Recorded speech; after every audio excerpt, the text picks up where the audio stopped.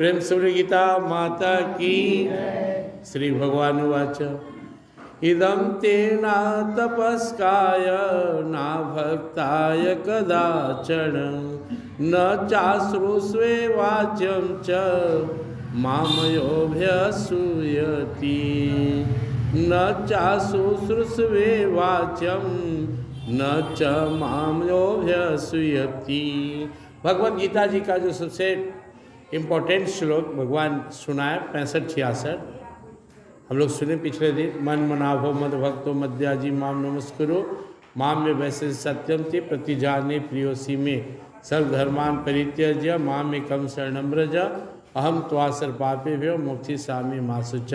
लंबी व्याख्या सुने थे जिसका सारांश यही है। भगवान ने कहा तुम अगर मुझे ना छोड़ोगे तो मैं भी नहीं छोड़ूंगा, तो मुझ में लग गया तो तेरा बेड़ा भी मैं पार कर दूंगा। इशारा था जो भगवान का हो गया उसका बेड़ा पार है। आज हो गया आप तो आज ही पार है। ऐसा नहीं है कि हमारी मृत्यु होगी तब। जिस दिन भगवान हमारे सिर पे हाथ रख दिए सर्वधर्मान परित्यज्य माम एकम शरणं व्रज, भगवान बोले तो जैसे ही मेरे शरण में आया, हम जैसे ही भगवान का हुए, समझिए कि हमारा उसी दिन कल्याण हो गया। बाकी समय के साथ आपको समझ में आएगा।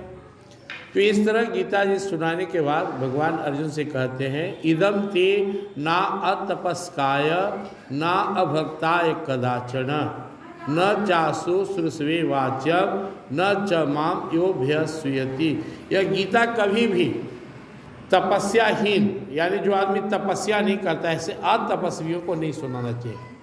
जिससे पवित्रता नहीं है, जिसमें सरलता नहीं है, इसमें मर्यादा नहीं है, इसमें श्रद्धा नहीं है, जो धर्म के लिए कष्ट आने के लिए तैयार नहीं है, ऐसे आदमी को गीता मत सुनाना।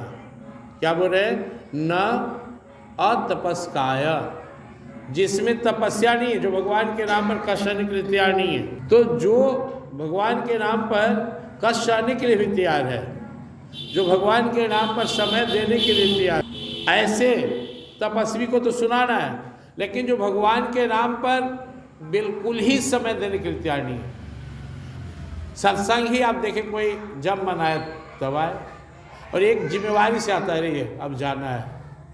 एक सुबह जब मन तब उठा, एक जिम्मेवारी से उठता है कि भगवान का भोर में ध्यान करना है।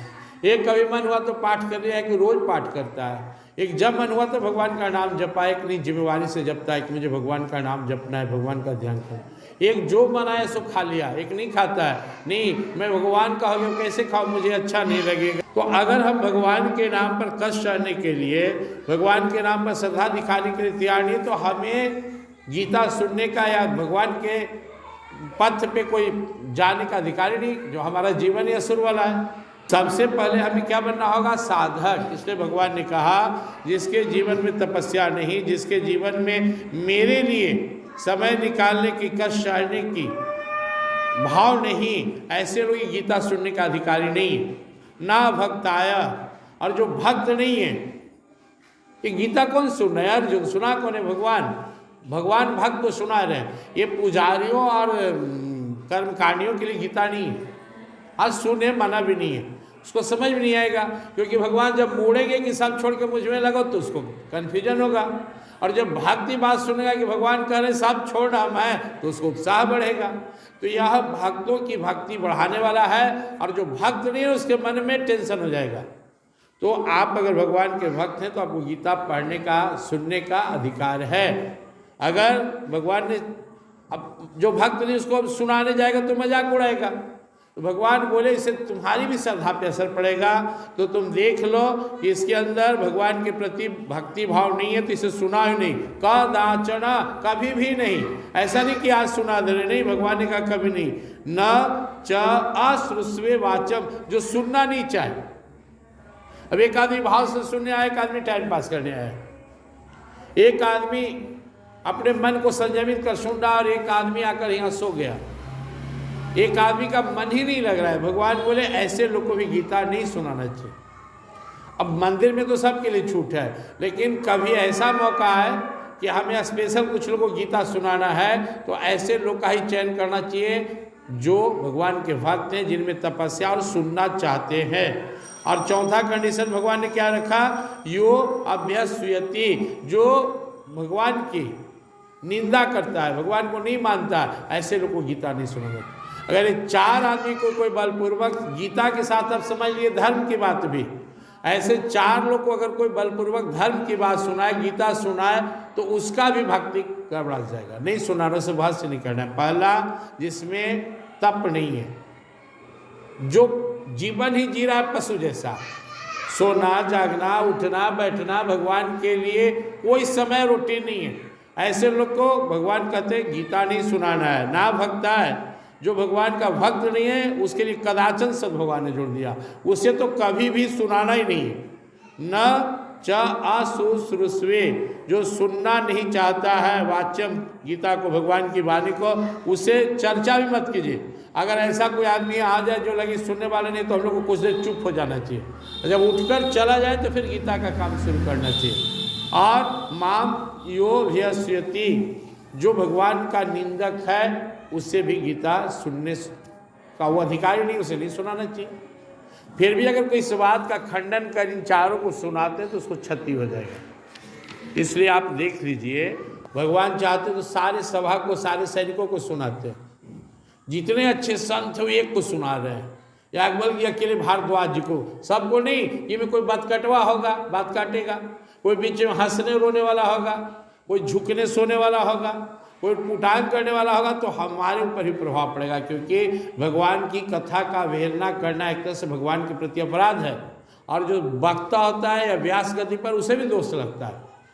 इसलिए ऐसे जगह पर नहीं जाना है जहाँ नास्तिक हो, जहाँ भगवान का निंदक हो, जहाँ कर्महीन हो, धर्महीन हो, तपस्याहीन हो, उस स्थान पर गीता न सुनाना, न ऐसे लोग को सुनाना है।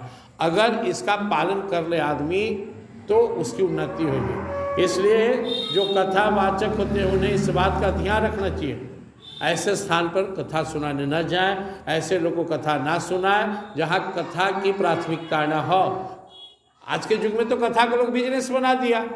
अब कथावाचक पैसा पर आ रहा है तो उसको क्या फर्क है, तुम सुनो या मत सुनो, हमारा दक्षिणा फिक्स दे दो हमको, सुनो तैयो ना सुनो तैयो।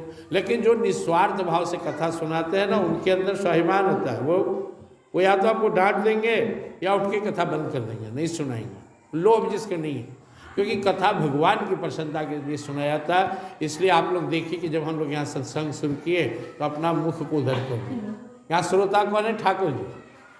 तो गीता सुनने का सही अधिकारी आपका इस शहर मसौड़ में छोड़ दीजिए, बिहार में 5 आदमी नहीं मिलेगा। तो क्या किया जाए, ठाकुर जी को बना दिए, और जिसको ठाकुर जी बुला दिए सुन रहा है।